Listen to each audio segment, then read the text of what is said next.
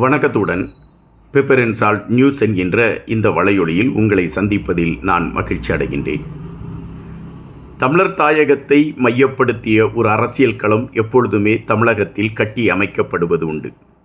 ஒவ்வொரு காலகட்டத்திலும் அரசியல்வாதிகள் தங்களை அடையாளப்படுத்திக் கொள்வதற்கு தமிழர் தாயகத்தை மையப்படுத்திய அரசியல் களத்தை அவர்கள் தங்களுக்கான ஒரு களமாக எடுத்துக்கொள்வது தொடர்பாகவே நடந்து கொண்டிருக்கின்றது. இது சுமார் 40-50 ஆண்டு காலங்களாக நடந்து கொண்டிருக்கின்றது. ஒரு கட்டத்தில் தமிழர் தாயகத்தில் போராட்டக்களம் உருவாக வேண்டும் என்கின்ற விருப்பம் இந்தியாவிடம் இருந்தது.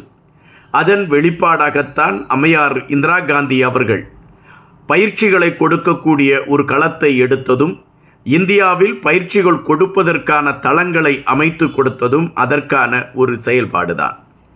அதன் பின்பு காலச்சூழலில் ஏற்பட்ட மாற்றங்கள், அதன் பின்பு வந்த அரசாங்கங்கள் கட்டியமைத்த வெளி விவகாரத்துறை கோட்பாடுகள், இவைகள் ஒட்டுமொத்தமாக தமிழர் தாயகத்திற்கு ஆதரவான நிலைப்பாட்டை உருவாக்கியதா என்றால் இல்லை. 2009 பின் தமிழர்களுடைய நிலைப்பாடு மிக மிக ஒரு சிரமமான களத்தை நோக்கித்தான் சென்று கொண்டு இருந்தது. இந்த சூழலில் தற்பொழுது ஆட்சியில் இருக்கக்கூடிய, அதாவது இந்தியாவில் ஆட்சியில் இருக்கக்கூடியவர்கள் ஆட்சி பீடத்தில் ஏறிய போது எல்லோருக்குமே ஒரு நம்பிக்கை இருந்தது. வெளி விவகாரத்துறை கொள்கைகளிலும் கோட்பாடுகளிலும் இவர்கள் ஒரு தெளிவான நடவடிக்கை எடுத்து தமிழர்களுக்கான ஒரு விடிவை கொண்டு வருவதற்கான ஒரு களத்தை எடுப்பார்கள் என்கின்ற நம்பிக்கை உருவாக்கப்பட்டது. ஏறக்குறைய இது சார்ந்த கருத்துகள் பரவலாகவே எடுத்து வைக்கப்பட்டது அந்த கட்சியின் சார்பில். அந்த கட்சியின் உயர் தலைவர்களில் ஒருவராக இருக்கக்கூடிய அமித்ஷா அவர்கள் ராமேஸ்வரத்தில் வந்து ஒரு கூட்டத்திலே பேசுகின்ற பொழுது அவர் எடுத்து வைத்த கருத்து இதுதான். 2009 ஆண்டு தமிழர்களுக்கு எதிராக நடந்தது இனப்படுகொலைதான் அல்லது இன அழிப்புதான் என்கின்ற கருத்தை அமித்ஷா அவர்கள் எடுத்து வைத்தார்கள். அப்படி என்றால் இவர்களை பொறுத்த மட்டில் தமிழர் விடயத்தில் ஒரு பெரிய தேடலோடு பயணிப்பதற்கான களத்தை எடுத்திருக்கிறார்களோ என்கின்ற எண்ணம் தமிழர்கள் மத்தியிலே விதைக்கப்பட்டது. அதுபோலதான் கச்சத்தீவு மீட்டெடுக்கப்பட வேண்டும் என்று இணையமைச்சராக இருந்த சிங் அவர்கள் அறிவித்ததும், அதன் அடிப்படையில் சட்ட ஆலோசகர்கள், சட்ட வல்லுநர்களின் உதவியுடன் இலங்கையிடம் இருந்து அதை மீட்டெடுப்பதற்கான ஒரு களத்தை எடுப்பதற்கு தயாராகி கொண்டிருக்கிறோம் என்று அவர் அறிவித்ததும், ஏறக்குறைய தமிழர்களை பொறுத்த மட்டில் இந்த அரசு நமக்கு ஆதரவாக இருக்கிறது என்கின்ற எண்ணத்தை தான் உருவாக்கி கொண்டு இருந்தது. இப்பொழுதும் அப்படித்தான் இருக்கின்றது. அதுபோலதான் கடந்த வருடம் அக்டோபர் மாதம் டெல்லியிலே தமிழர் தாயகத்தை மையப்படுத்தி, தமிழர் தாயகத்தில் நடந்து கொண்டிருக்கக்கூடிய பிரச்சனைகளை மையப்படுத்தி ஒரு கருத்தரங்கு அரங்கேற்றப்பட்டது. அந்த கருத்தரங்கு உருவாக்குவதற்கும் அந்த கருத்தரங்கு செயல்படுவதற்கும் இன்று இந்தியாவில் ஆண்டு கொண்டிருக்கக்கூடிய கட்சி அனுமதி அளித்திருந்தது என்பதையும் நாம் இங்கு பதிவு செய்ய வேண்டியதாக இருக்கின்றது. அப்படி என்றால் தமிழர் விடயம் ஒரு பேசுபடு பொருளாக மாற வேண்டும் என்கின்ற நிலைப்பாட்டில் இந்திய அரசாங்கம் மிக தெளிவாக பயணித்து கொண்டு இருக்கிறது என்கின்ற விடயத்தை பார்க்க முடிந்தது. இந்தியாவின் நிதி அமைச்சராக இருந்த நிர்மலா சீதாராமன் அவர்கள் கடந்த வருடம் இலங்கைக்கு அவர் விஜயம் செய்த பொழுது இலங்கையின் ஆட்சியாளர்களை அழைத்து தமிழர்கள் விடயத்தில் அவர்களுக்கான தீர்வை உருவாக்குவதற்கான களத்தை நீங்கள் கொண்டு வர வேண்டும் என்ற அழுத்தம் கொடுத்ததும், அதன் அடுத்தபடியாக வந்த இந்தியாவின் வெளி விவகாரத்துறை அமைச்சர் ஜெய்சங்கர் அவர்களும் அதே கருத்தை உள்வாங்கிக் கொண்டு கருத்துகள் பதிவிட்டதும் தமிழ் மக்களை பொறுத்தமட்டில் ஒரு எதிர்பார்ப்பை உருவாக்கிய களமாக அது மாறி நின்றது.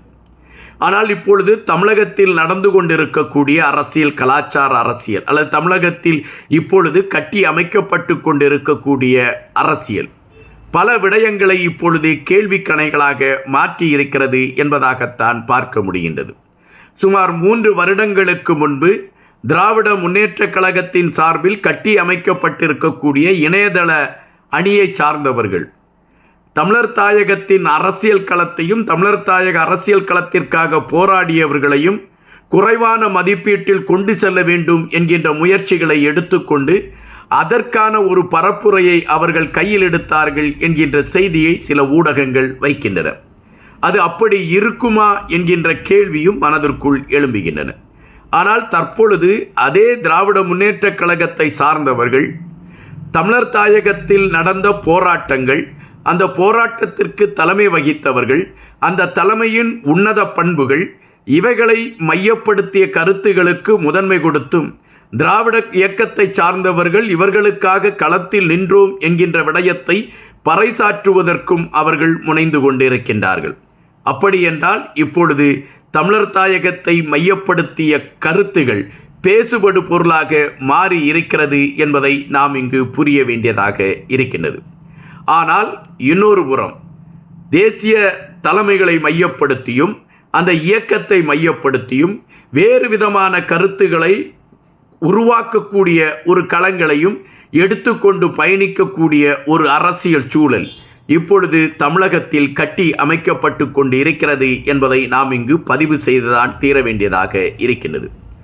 இந்த சூழலில் தமிழர்கள் விடயத்தில் ஒரு அதிதீவிரமான கவனம் செலுத்தி இந்திய அரசாங்கம் அவர்களுக்கான நகர்வுகளை எடுப்பதற்கு முனைப்பு காட்ட வேண்டும் என்கின்ற எண்ணங்கள் பெரும்பாலான அரசியல் விமர்சகர்களிடம் இருக்கின்றது. இந்தியா இந்த சூழலில் தமிழர்களை அரவணைத்து அவர்களுக்கு தேவையான விடயங்களை செய்து கொடுப்பதிலும் அவர்கள் நிம்மதியாக தமிழர் தாயகத்தில் வாழ்வதற்கான களங்களை உருவாக்கி கொடுப்பதற்கும் அதற்கான அனைத்து அரசியல் சார்ந்த சாசனங்களை கட்டி அமைப்பதற்கும் இந்தியா முனைப்பு காட்ட வேண்டும் என்று அரசியல் விமர்சகர்கள் கருத்துக்களை பதிவிட்டு கொண்டு இருக்கின்றார்கள்.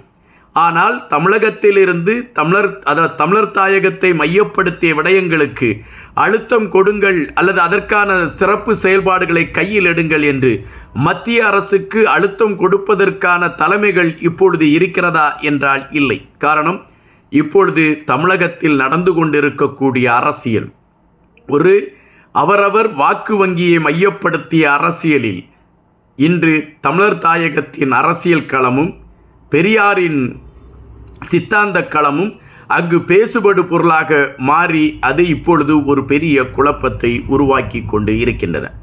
எனவே மத்தியில் ஆண்டு கொண்டிருக்கக்கூடிய அரசு தமிழர்களுக்கான விடயத்தில் ஒரு தெளிவான பாதையை வகுக்கும் என்கின்ற நம்பிக்கை உருவாகி இருந்த வேளையில் தமிழகத்தில் நடந்து கொண்டிருக்கக்கூடிய குளறுபடிகளினால் அந்த விடயங்களுக்கு ஒரு முட்டுக்கட்டை விழக்கூடிய களங்கள் அமைந்திருக்கிறது என்பதாகத்தான் பலரும் இப்பொழுது கருத்துக்களை பதிவிடுகின்றார்கள். இப்பொழுது தமிழர் தாயகத்தில் ஏதோ ஒரு பெரிய இழப்புகள் அல்லது பெரிய அவர்களுக்கான விடிவை மையப்படுத்திய விடயங்கள் இவைகளை குறித்த ஒரு சூழல் அமைந்தால் கூட அதை அழுத்தம் கொடுத்து இந்தியாவிடமிருந்து பெற்றுக் கொடுப்பதற்கு தமிழகத்தில் இருக்கக்கூடிய கட்சிகள் ஒற்றுமையாக இருக்கிறதா என்ற கேள்வியை எழுப்பினால் இல்லை என்கின்ற பதில்தான் அழுத்தமாக வருகிறது என்கின்றார்கள்.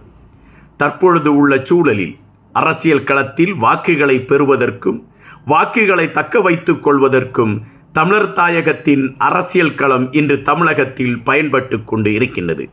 எப்பொழுதும் போல மீண்டும் தமிழர் தாயகத்தை சார்ந்தவர்கள் ஏமாற்றப்பட இருக்கிறார்கள் என்பதாகத்தான் நம்மால் கணிக்க முடிகின்றது. நன்றியுடன் இன்பா.